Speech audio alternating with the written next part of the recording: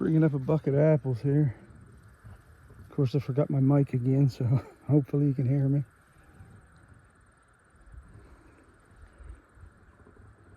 It's pretty hot today.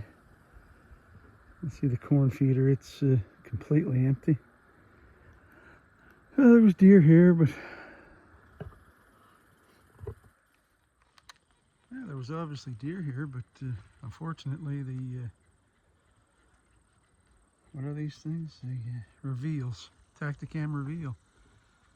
It was out of commission, and it took me forever to get this thing sorted out. Very frustrating customer service to deal with. Took me, I think, 4 days to get to talk to anyone, right? And it needed a firmware update, is what it was. And that had to be done on a laptop, so I had to get my son to do that for me. What a difference! The Spy Point, the Flex M's, also needed a firmware update at the same time. Funny enough, I had 3 of those. And you just do it right on your phone app. It just says, you know, click here, and as long as you have enough battery life, it'll update the firmware right from the app. So, and the customer service for Spy Point is instant. I have no problems with them. A couple times I had to call them, but I know a lot of guys love the Tacticams, but not me. I mean, it's okay. It's a decent camera, but I mean, they go through batteries like crazy. It takes 12 batteries, and I spent more money last year on batteries for this one camera than I did for the price of another Spy Point. You know, it would have been cheaper just to buy one of those. They take 8 batteries, and they seem to last a long time. Anyway, that's my rant about the Tacticam. Oh, it's a beautiful day. Season starts today, Friday, September 19th.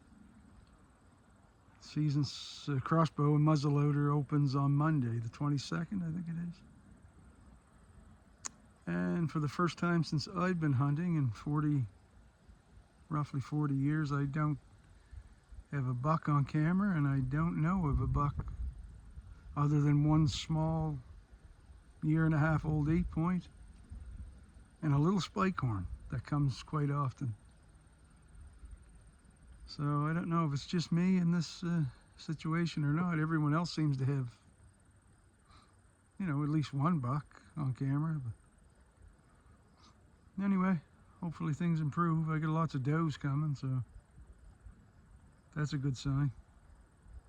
All right, I'm going to get this bait dumped out and hook the camera up, and I'll get back to you.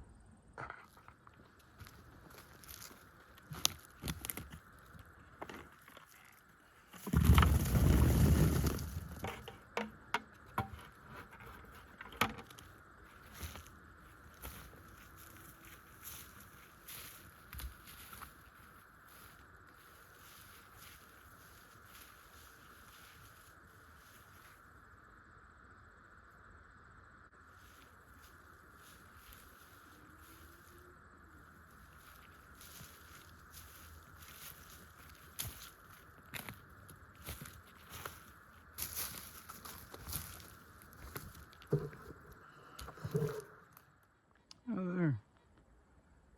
I think that's active anyway. I hope it is. Like I say, this spot,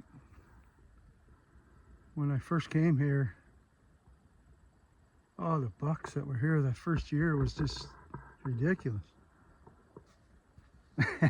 And I didn't get anything. I think I told you in another video, I had a huge buck 7 yards from me, and couldn't get an arrow through. You can see all this stuff, how thick it is. I couldn't get an arrow through at it.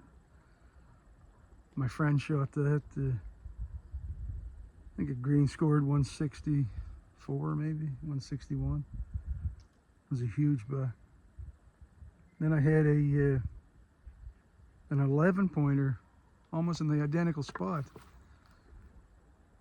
I couldn't get a shot at it. I know it's stupid to be in the same spot twice, but I let a 7-pointer go that could shot. A young guy shot it not far from here. That was his first ever deer. And I had an 8-point that I eventually got. I got it 2 years later, I think. It was 100, and I think it scored 132 inches, 8-point. Net like 128 or something. But the body was beautiful deer. But since then, I don't know what's happened. There's nothing here. Nothing. Last year there was a wide 4-pointer here. I don't know if he's still around or not. He may be something decent this year. And that first year I had bucks coming through on camera. It was the friend who shot that big one. He hunts about 1 kilometer from here. The two of us had different, just different mature bucks would pass through, and man, I don't know what happened. I don't understand it. I thought I was in the honey hole of all honey holes when I got this spot. But, I mean, I did get my biggest buck here, so I can't complain. And I saw a couple of nice ones. It's only early yet. I mean, it's only September, but hopefully by mid-October something starts showing up. There was a small 8-point here last year, and it got shot by a bow hunter, and he didn't recover it. It was, unfortunately, he lost it. And that was a shame, because I think I could have killed that deer. It was here a lot, and I just thought it was too young. It was not that I'm fussy. If I was here and it walked out, chances are I might have shot it, but I didn't hunt for it, and it's a shame, but I mean, that happens, really. I'm really looking forward to the season. I wish I could get at least 1 buck on camera, though.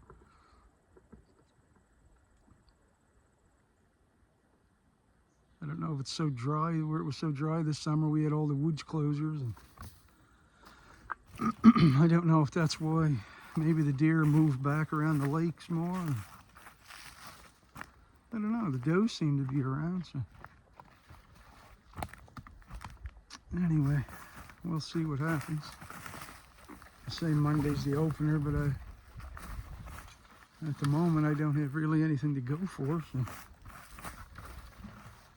probably just going to. I might go somewhere and just scout. I didn't have a chance to sight the muzzleloader in because of all the woods closures. The ranges were all closed. Maybe I'll take that and take it back up to my house on my land and fire a couple shots, see if it's on. I can do a little sneaking around with that, maybe. As you can see, I'm very close to this old road here. Good spot for me. I can just walk out to the car. I can drive right back here. It's an old dirt road. It's pretty rough. Yeah. Alright, so that's it for this spot. I'll maybe make an update. Maybe I'll add some pictures of any deer come in here on the camera. I might add a few pictures to this video. Alright guys, thanks for watching. Like and subscribe. Hopefully starting soon I'll be able to tape a few hunts, maybe get out with the crossbow, or maybe the muzzleloader. I don't know yet. Alright, thanks for watching. I wanted to talk a little bit about the baiting too. I know that it's not everyone's preferred way of hunting, especially in other areas. I think I said in one of my other videos that I grew up still hunting and tracking and just finding deer sign like that, and But now it's the whole thing, right? It's the baiting, the trail cams, the cell cams especially. I don't really know what to think. I'm not a big fan of them, but what do you do, right? I mean, right here, like I said, a buddy of mine hunts about 1 kilometer away. He didn't set up last year, but he doesn't hunt it every year. But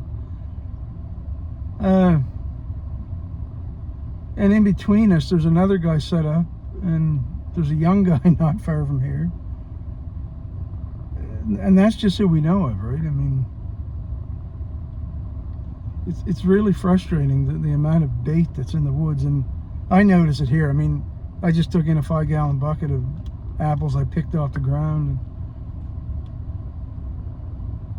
I noticed, like, my buddy, he'll put out, you know, 5 or 6 50-pound bags of apples and corn all at once, right? Carrots, everything. And when he puts that out, I call it a candy pile, right? I always torment him. It's a candy mountain. But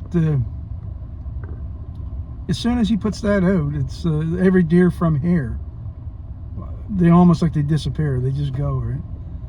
And the same thing happened last year, and he wasn't set up, and I was wondering what was wrong. And then we found out there was a young, well, he's not young to me, but was set up in between us pretty well. Because I think the deer come from, there's a bog back here, and I think that's where they come from, and they filter out through, and they kind of circle around. And there's a park on the other end of this that you can't hunt, and it's a lot of oak trees, and it should be an ideal spot, right, for the deer to travel. It's the only strip of woods through here, really. There's subdivision on both sides. I can only bow hunt it, right? I can't get the distance to gun hunt. But yeah, I was talking about the bait, and it's so strange, the difference when I grew up, and I mean, you wouldn't even see a tree stand. I remember the first tree stand I think I saw was in, like, a guy in a tree stand in, like, 1989. I mean, I was only young, right? I was 17, but it seemed so foreign because everyone that I knew hunted. They all still hunt it mainly, or track. And behind my house, I have a spot there on.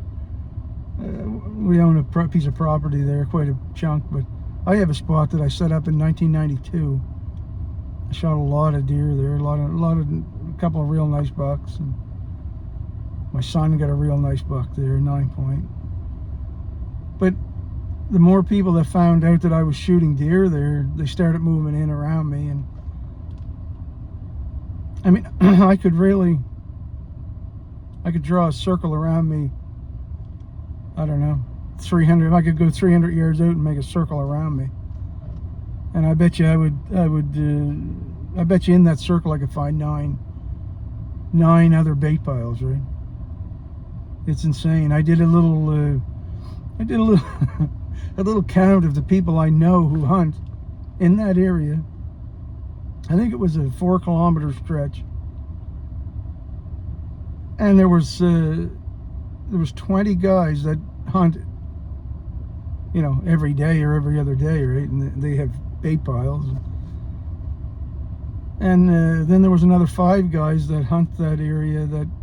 One guy, he still hunts a bit, but they all have bait piles to some size, right? I mean, it makes it really, really difficult to. You can't really still hunt anymore, because when you do, you're on top of everybody. There's so many bait piles, and so many hunters now. And another thing that's happened too, like, we used to be able to go back. The farther back in the woods you went when I was young is where the bigger deer were and the more deer. But it seems to be totally different now. All the deer now seem to want to be out in amongst the people, right? I don't know if it's a safety thing from coyotes or what it is, but so you got all the hunters and all the young hunters. None of them really know how to still hunt properly. They don't. The only thing they know, you see on like a Facebook hunting group, and someone will say, you know, I'm new to hunting, can you give me some tips? And the tips are all the same. It's find a spot, dump some bait, put up a cell cam, hunt it when a deer shows up. That's the advice, right? I don't know, maybe I'm just getting old, or don't get me wrong, I like hunting over bait. It's nice to watch the deer, and especially with a crossbow or a bow, but you know, you can wait and you can let them get into a good spot for a really good shot, right? So that has an advantage, but I don't know what I'm rambling on about. I mean, it just seems like the woods is getting so crowded with bait piles that I don't know what to do anymore. It's you want to go find a new spot to hunt, and you really have to look more for people than you do for deer. And